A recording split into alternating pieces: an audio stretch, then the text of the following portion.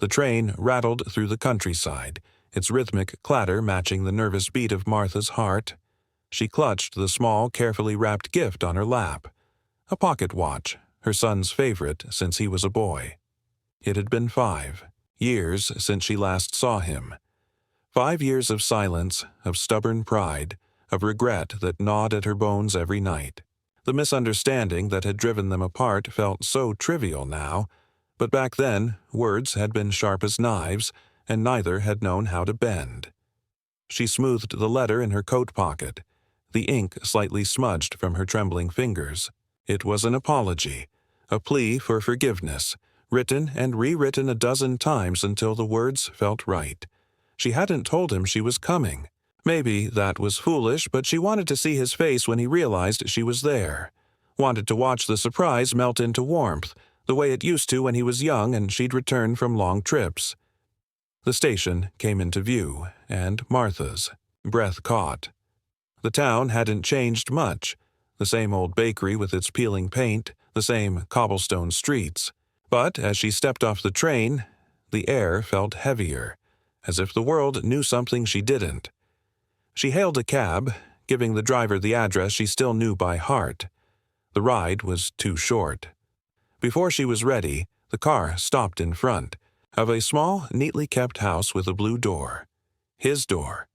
Her hands shook as she walked up the path, her legs unsteady. She adjusted her scarf, wiped her eyes, and forced a smile. This was it, the moment she'd played in her mind 1,000 times. She raised her hand and knocked. The door opened, but it wasn't her son who stood there. A young woman, her eyes, red-rimmed and tired, stared back at her in stunned silence.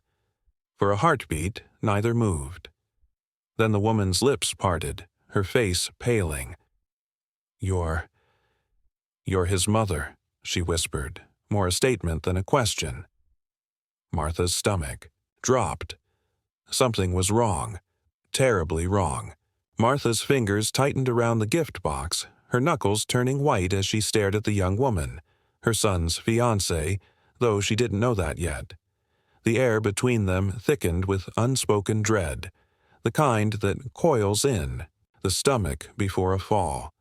The woman's eyes flickered with something Martha couldn't place, grief, guilt, shock, and then, with a trembling breath, she stepped aside, her voice barely above a whisper as she said, "Please, come in." The house smelled of lavender and old wood, faint traces of her son lingering in the air. A jacket hung by the door, a pair of boots neatly placed on the mat, as if waiting for him to return. Martha's heart clenched at the sight, but before she could speak, the young woman turned to her, hands clasped tightly together, her lips pressed into a thin line as if fighting back tears. "I'm Elena," she said softly. "Daniel's, your son's, fiancé." The word fiancé struck Martha like a physical blow. She hadn't even known he was seeing someone seriously, let alone planning a future with them. The guilt twisted. Deeper. How much of his life had she missed? How many moments had pride stolen from her? Elena hesitated, then gestured to the couch. "Sit, please. I need to tell you something." Martha's legs moved on their own, her body numb as she lowered herself onto the cushion, the gift still clutched in her lap like an anchor. Elena didn't sit. Instead, she paced once, twice, her fingers twisting the ring on her left hand. A simple silver band, worn but cared for. When she finally spoke, her voice cracked. "Daniel. He—" A pause. A breath.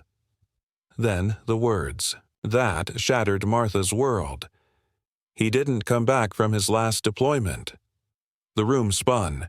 The gift slipped from Martha's hands, hitting the floor with a dull thud. No, no, no, no. This couldn't be real. She had just gotten here. She had just— 5 months ago, Elena continued, her voice hollow, an ambush. They brought him home, but you weren't— She stopped herself, but the unspoken words hung between them. You weren't there. Martha's hands flew to her mouth, a strangled sound escaping her throat. 5 months. While she had been waiting for a letter, a call, any sign that he might forgive her, he had already been gone. The weight of it crushed her. The last words they'd exchanged, angry and sharp, the years of silence, the birthday cards she sent but never knew if he received. Her chest ached as if something inside had snapped. Elena knelt in front of her, tears spilling freely now. "He talked about you," she whispered. "All the time. He wanted to reach out, but he didn't know how." Martha couldn't breathe. The room blurred. Somewhere, distantly, she heard Elena say, "There's more. Things you should know. Things he left for you." Martha's hands trembled as she reached for the box Elena had pulled from a drawer, a small wooden chest with her son's initials carved into the top, the edges worn smooth from handling. The weight of it in her lap felt unbearable, as if it contained not just objects, but the echoes of a life she had been too stubborn to share. Elena sat beside her, her presence steady but her eyes red-rimmed, watching as Martha lifted the lid, with unsteady fingers. Inside, folded neatly, was a stack of letters, each one addressed to her in Daniel's familiar, slanted handwriting, the ink slightly faded with time. Her breath hitched. All these years he had been writing to her. All these years she had assumed he didn't care. The first envelope was dated just a month after their fight, the paper brittle at the edges. She opened it carefully, as if afraid it might dissolve in her hands, and as she read the words, "Mom, I'm sorry. I don't even know what we were fighting about anymore." Her vision blurred with tears. Page after page, letter after letter, the story unfolded. His deployment, his loneliness, his regret.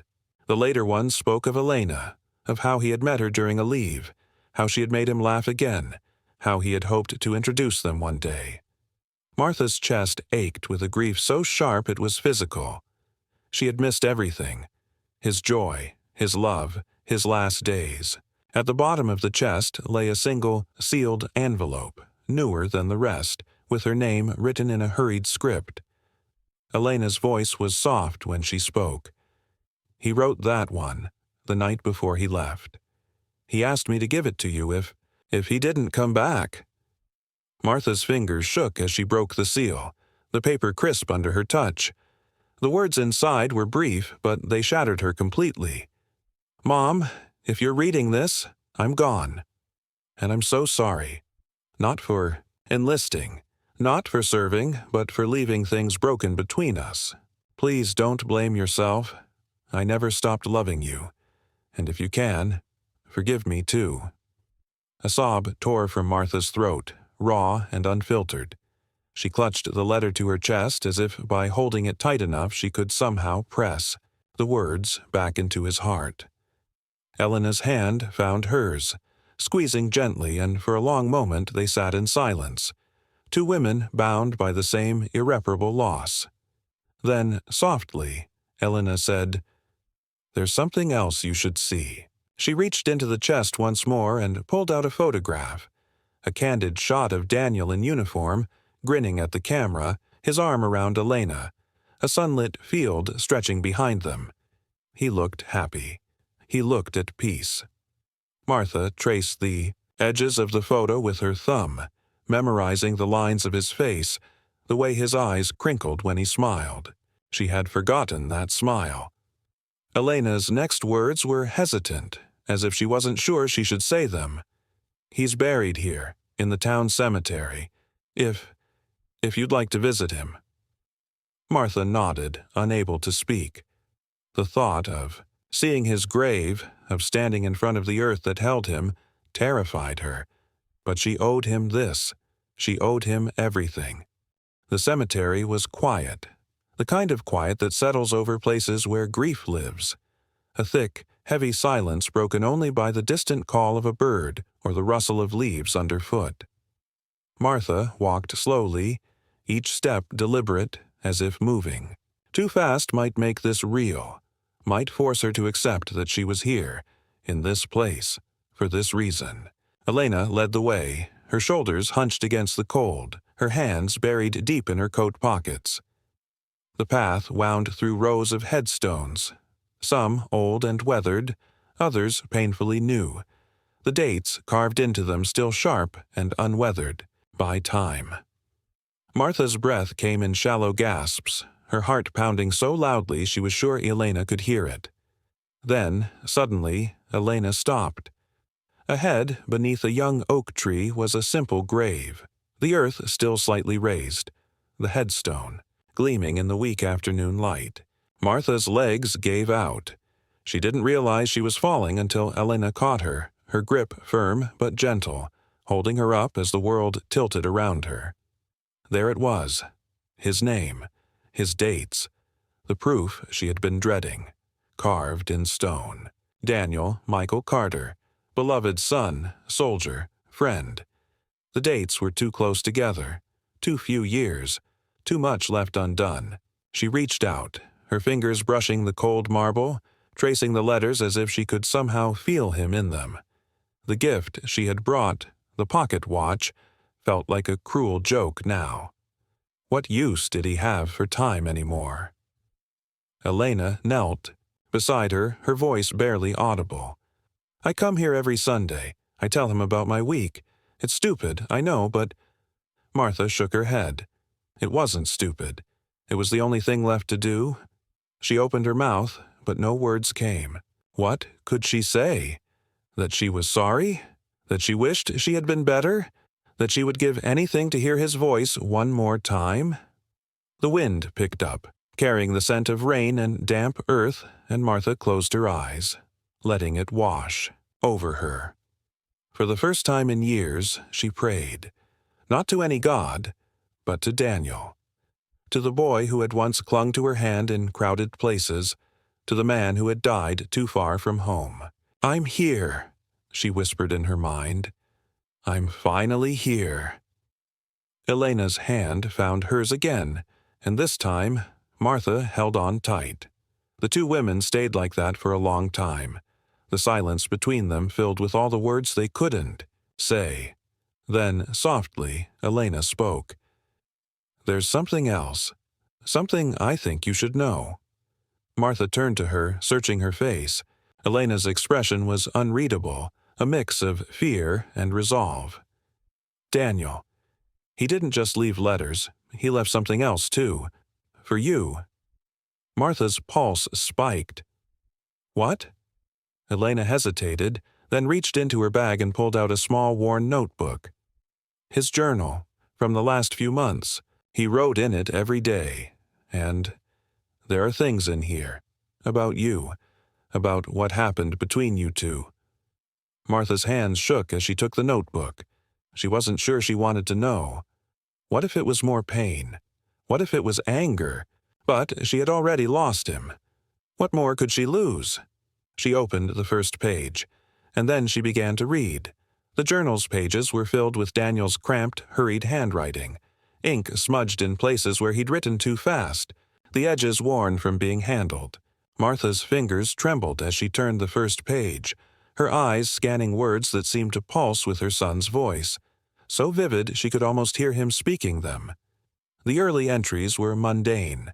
Training routines, weather complaints, jokes about military food, but then, scattered between the lines, she began to find herself. "Mom would hate this cold," he'd written once, and then, weeks later, dreamed about home last night.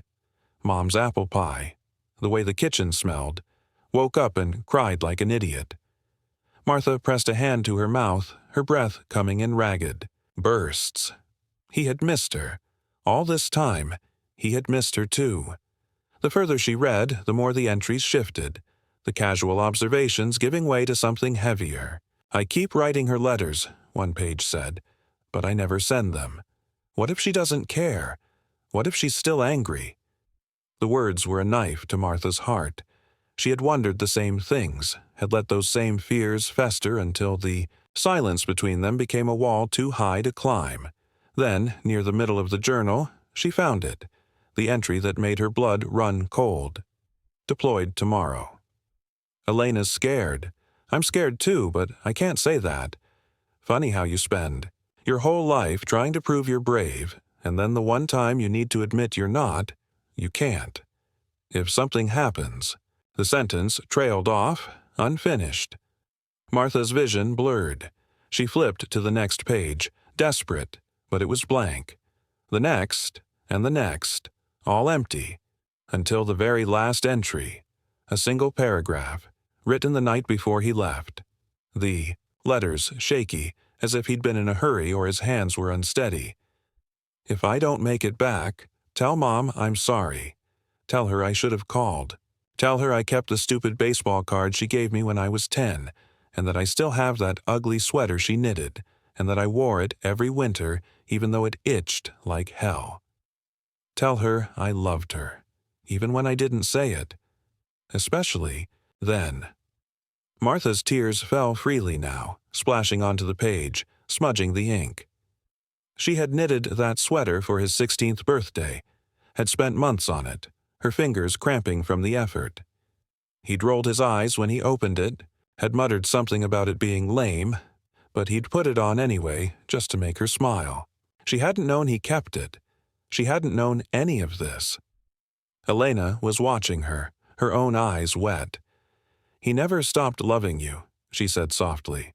He just didn't know how to fix it. Martha clutched the journal to her chest, her body shaking with sobs. All these years she'd thought the distance between them was his fault. But she could have reached out too. She could have tried harder. The weight of that regret was crushing. But beneath it, beneath the grief and the guilt, there was something else. A fragile, aching warmth. He had loved her. Until the very end, he had loved her. And now, at last, she knew. The rain began as a whisper, soft and hesitant, as if the sky itself mourned with them. Tiny droplets clinging to Martha's hair and eyelashes, mixing with her tears until she could no longer tell where one ended and the other began. She didn't move to wipe them away. Let the rain fall. Let it wash over her, this woman who had come too late, who had carried her pride like armor only to find it had locked her out of her son's life when he needed her most. The journal rested heavy in her lap, its pages now damp at the corners, the words within still echoing in her mind like a voice from beyond the grave. Elena shifted beside her, her fingers nervously pleating the fabric of her coat. "There's one more place I think you should see," she murmured, her voice barely audible over the pattering rain. It's where he spent his last days, where he was happiest." Martha looked up, her vision blurred by tears and rain, and nodded mutely. She wasn't sure she could bear any more revelations, any more proof of the life she'd missed, but she owed him this. She owed him every shattered piece of her heart. Elena led her to a small park on the outskirts of town, the kind of place Martha would have expected Daniel to scoff at as a boy. Too many flowers, too many benches with plaques dedicating them to long-dead lovers. But as they walked deeper into the park, the trees thickening around them, the noise of the town fading into the background, she understood. This wasn't just a park. It was a sanctuary. A place where the weight of the world could be set down, if only for a little while. They stopped in front of a weathered oak, its trunk wide and gnarled with age, its branches stretching skyward like arms raised in supplication.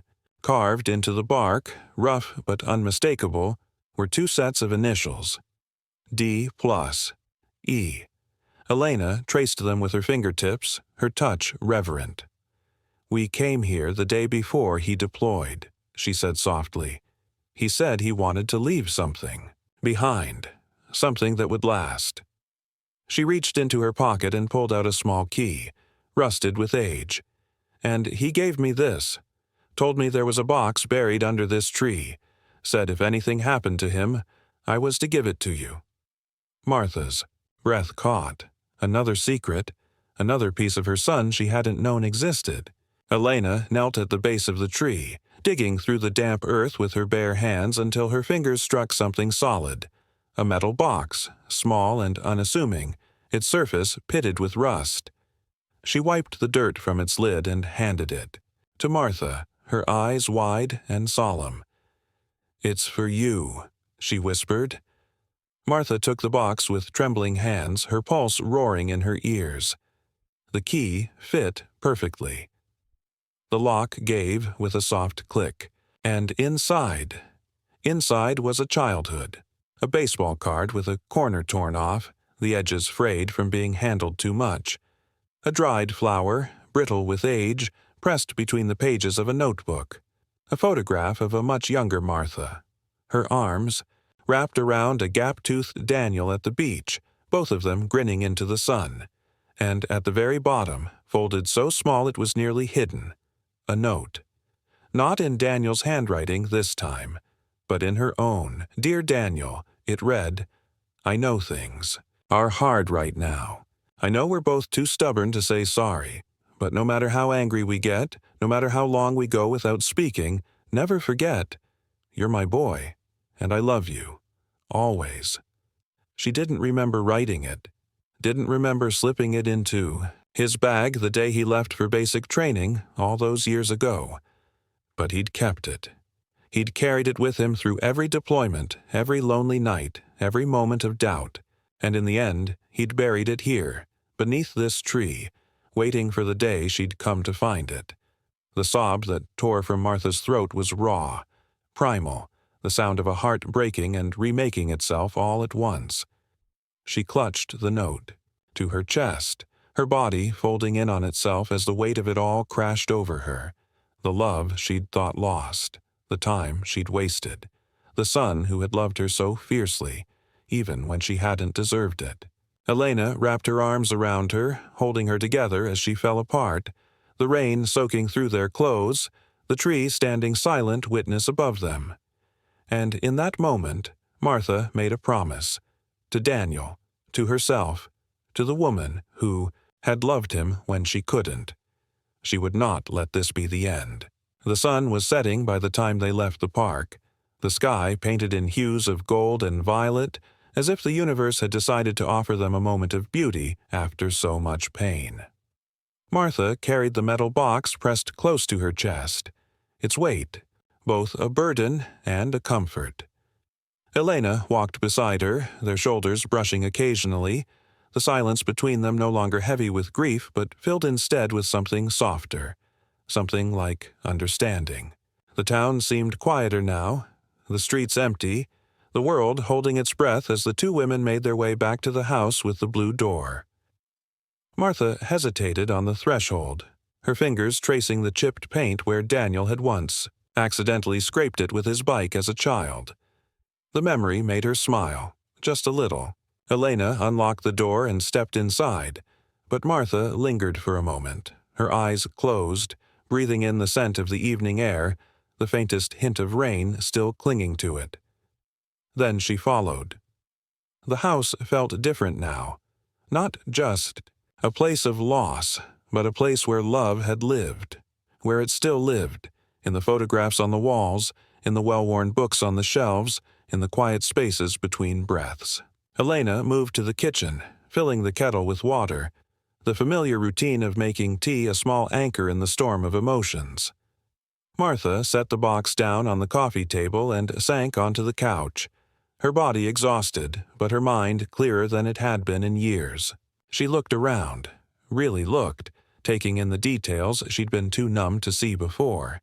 The military medals displayed in a shadow box on the wall, the half-finished crossword puzzle on the side table, Daniel's pen still resting atop it, as if he'd just stepped away for a moment. The quilt draped over the back of the couch, the one Martha had sent him for his 25th birthday, the one she'd assumed he'd thrown away. Elena returned with 2 steaming mugs, handing one to Martha before sitting beside her. They drank in silence for a while, the warmth of the tea seeping into Martha's bones, loosening the knots of grief that had tightened around her heart. Finally, Elena spoke. "He'd be glad you're here," she said softly. "He always hoped you'd come back." Martha nodded, her throat too tight to speak.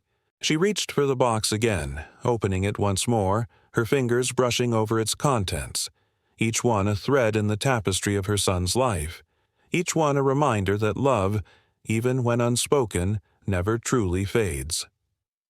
"I think," Martha began, her voice rough but steady. "I'd like to hear about him. From you. The things I missed, the things he loved, the man he became."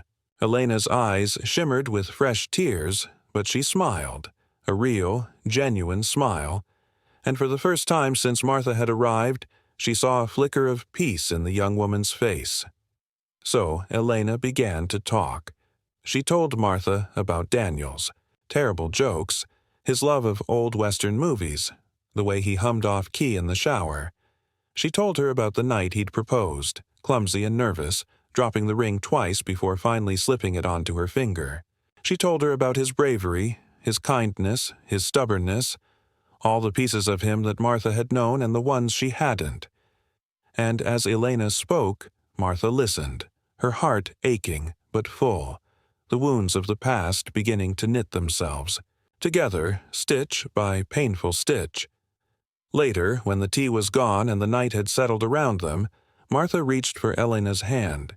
"Thank you," she said simply, because no other words could capture what she felt. Gratitude, sorrow, love, all tangled together. Elena squeezed her fingers. "You should stay," she replied, "as long as you want. This is your home, too." And for the first time in years, Martha felt something she'd thought she'd lost forever, the sense of belonging. The next morning, Martha woke early. The house was quiet, sunlight streaming through the curtains, painting the walls in soft, golden stripes. She dressed slowly, then made her way to the kitchen, where she found Elena already awake, flipping through a photo album. Without a word, Martha joined her, their shoulders touching as they turned the pages together, each picture a window into a life they had both loved. After breakfast, Martha took the box and the journal and walked back to the cemetery. This time, she went alone. She knelt by Daniel's grave, her fingers tracing the letters of his name once more. Then she opened the journal to the last page, and read his words aloud, her voice steady and clear, as if he were sitting beside her, listening. When she finished, she placed the box at the base of the headstone, along with the pocket watch she'd brought all those miles to give him. "I'm sorry it took me so long," she whispered, "but I'm here now." And as she stood to leave, the wind picked up, rustling the leaves of the oak tree nearby, carrying with it the faintest whisper of a voice. Or maybe it was just her imagination. But for a moment, just a moment, she could have sworn she heard him. "I know, Mom. I know." Martha smiled through her tears, her heart lighter than it had been in years. Then she turned and walked away, back to the house, back to Elena, back to the life she had left behind but could now, at last, begin to reclaim. Subscribe and press the bell icon so that you never miss the amazing video.